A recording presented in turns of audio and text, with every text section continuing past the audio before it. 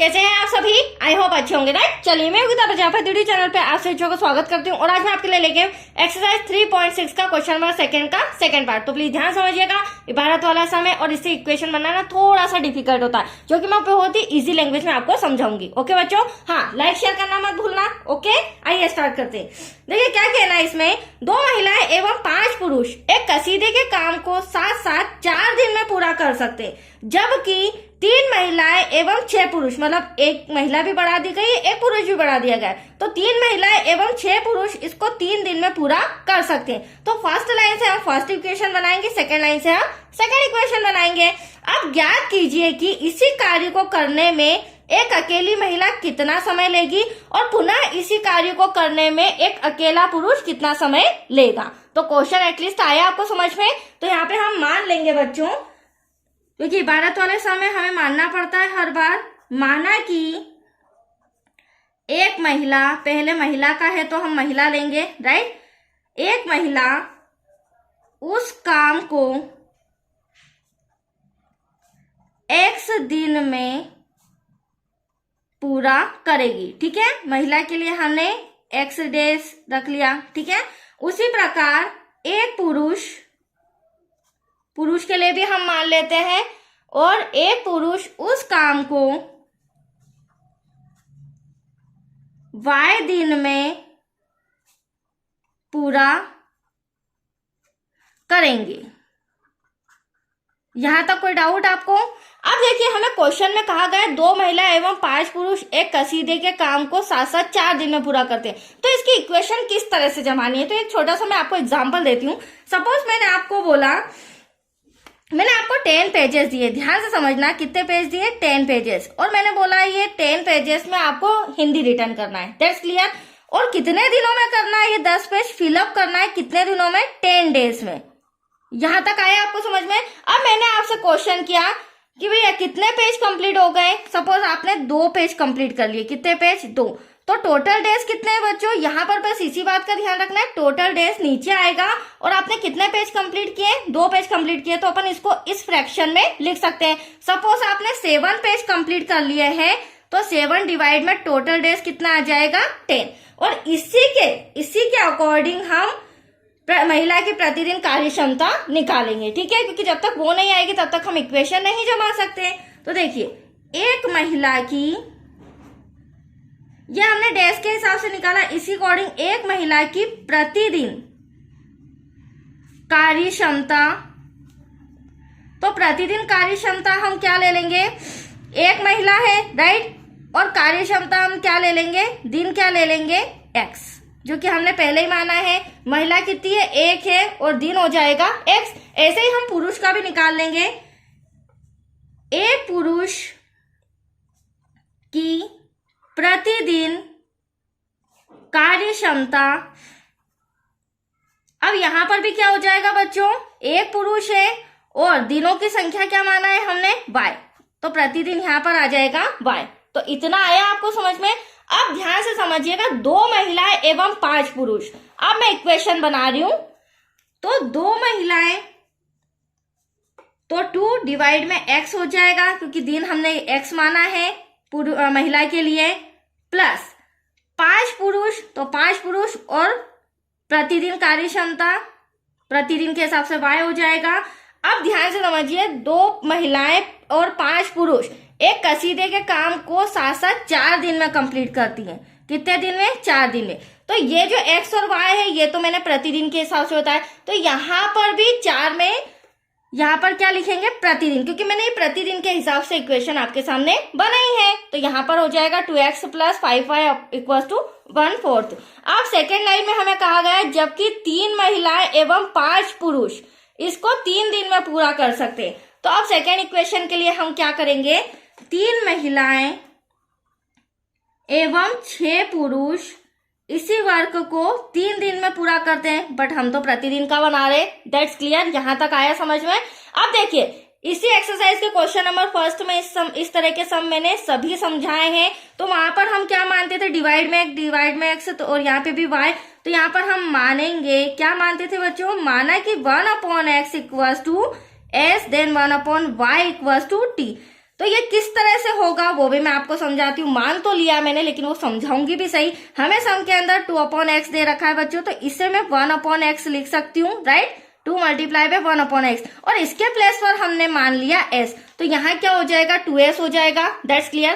ठीक है, ऐसे 5y है तो 5y को मैं लिख सकती हूँ 1 डिवाइड में y, तो 1 में y को अभी आपके सामने मैंने क्या माना t, तो यहाँ पर भी क्या हो जाएगा 5t। इस तरह से हमारी दोनों इक्वेशन प्रॉपरली इजी आ जाएगी। ठीक है, तो यहाँ पर मैं लिख लेती हूँ, ये बच्चा आपके सामने 2s, थोड़ा सा कॉपी इस तरह तिरछा कर रही हूँ क्योंकि मेरा कैमरा बीच में आ जाता है, प्लस यहाँ पर बचा 1/y के प्लेस पर 5, तो ऐसा का ऐसा 1/y के प्लेस पर t इक्वल्स टू में 1/4 ऐसा का ऐसा। ठीक है, अब सेकेंड इक्वेशन कंडीशन में क्या करेंगे, जो डिवाइड का 4 है इससे सॉल्व कर लेंगे, फिर हम इक्वेशन फर्स्ट और सेकेंड देंगे।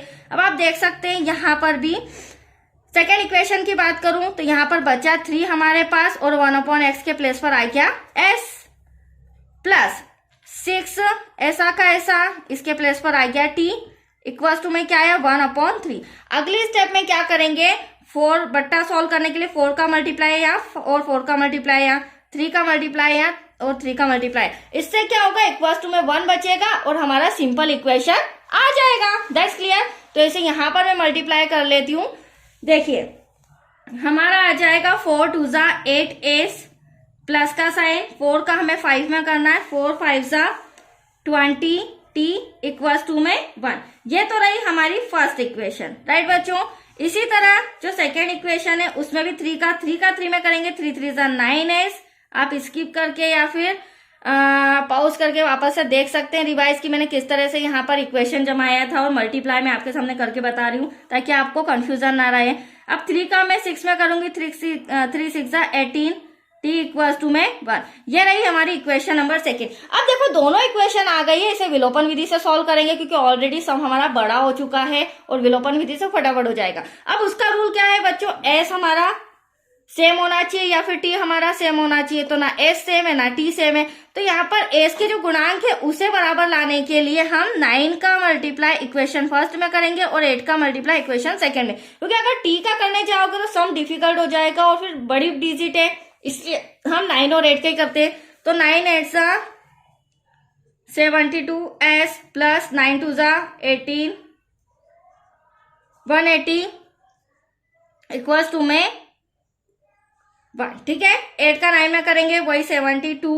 आप देख सकते हैं s के गुणांक हमारे सेम आ चुके हैं। 18 का 8 में करेंगे तो आ जाएगा आपका 144 इक्वल्स टू में, हाँ यहाँ पर हम 9 1 जा 9 लिखेंगे, नहीं यहाँ पर 8 1 जा 8। तो यहाँ तक कोई डाउट बच्चों, s के गुणांक तो सेम आ गए। सेकेंड रूल क्या बोलता है, सेकेंड रूल कहता है कि चिन्ह अपोजिट होना चाहिए। तो आप देख सकते हैं हमें यहाँ पर चिन्ह बदलना होगा क्योंकि दोनों प्लस के हैं, तो ये प्लस का माइनस, ये प्लस का माइनस, ये प्लस का माइनस। अब हम ये वाला साइन और नीचे वाला साइन देखेंगे, तो ये प्लस का 72s, ये माइनस का कैंसल।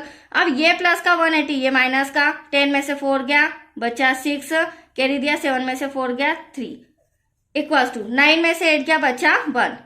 तो t इक्वल्स टू हमारा आया 1 डिवाइड में 36। यहाँ तक कोई डाउट, t हमारा आ चुका है। अब इसका मान हम इक्वेशन फर्स्ट या सेकेंड दोनों में रख के आंसर ला सकते हैं। ठीक है, तो t का मान फिलहाल मैं रख रही हूँ समीकरण 2 में, तो t का मान समीकरण 2 में रखने पर, अब समीकरण 2 क्या है बच्चों, तो समीकरण 2 है आपका 9s plus 18t equals to में 1। अब आप देख सकते हैं 9 तो ऐसा का ऐसा, s भी ऐसा का ऐसा, 18 भी ऐसा का ऐसा, t के प्लेस पर क्या आ जाएगा ब्रैकेट में 1/36 ब्रैकेट क्लोज इक्वल्स टू 1।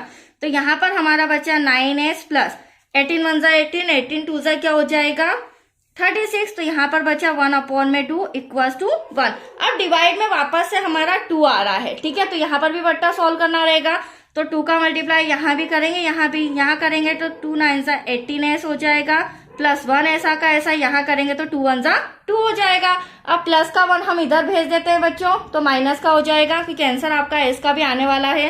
तो 18s इक्वल्स टू 2 प्लस का 1 इधर आके माइनस हो जाएगा, 18s 2 में से 1 गया 1 बचा।